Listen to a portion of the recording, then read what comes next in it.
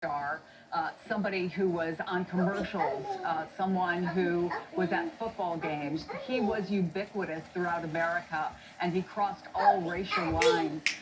The idea that he might murder his wife came as the most incredible shock for anyone who wasn't alive at that time. The number of people who followed that trial, the number of people who followed the white Bronco chase was in the many tens of millions. I was People watching who go to work. It in was real an time. incredible cultural moment for this country. And obviously the verdict was as well. You mentioned that I spoke to him in the aftermath of the trial where he was acquitted. Many people will remember that line in the trial. If it doesn't fit, you must acquit. That he tried to put a glove on that was believed to be used in the murder, and it did not fit or did not seem to fit his hand.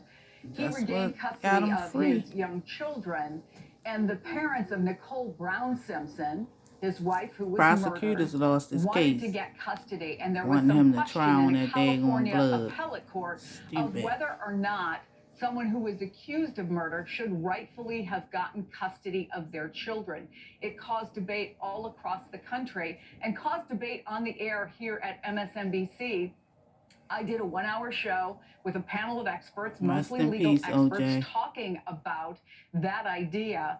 And shortly after, when I went back into the newsroom, I was told that O.J. Simpson was on the phone for me. And it did indeed turn out to be O.J. Simpson. All three of y'all passed away with cancer. Did not want him to go on television, but after conversations with me and conversations with some of my producers, he agreed that he would go on the air and did his first really extensive interview during this period, arguing that it was right for him to get custody of his kids because he was acquitted and always said he was innocent.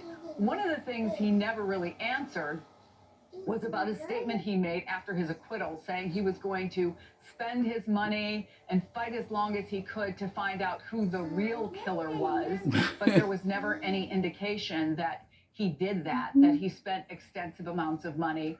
So that was actually the second conversation. I once met O.J. Simpson when he was doing football. Then I met him. Then I spoke with him when he called in for that extensive interview on MSNBC. And then I covered the trial that would ultimately put him in prison when he was found guilty of 12 counts of armed robbery in a hotel room in Las Vegas. What strikes me about the multiple times that I have talked to O.J. Simpson, and I talked to him several times when he was coming out of court during that Las Vegas trial, is the shocking change that I think most Americans felt who knew him as a football player and a movie star. Then most people, polls show, believed he was indeed a murderer, and then he was convicted of armed robbery.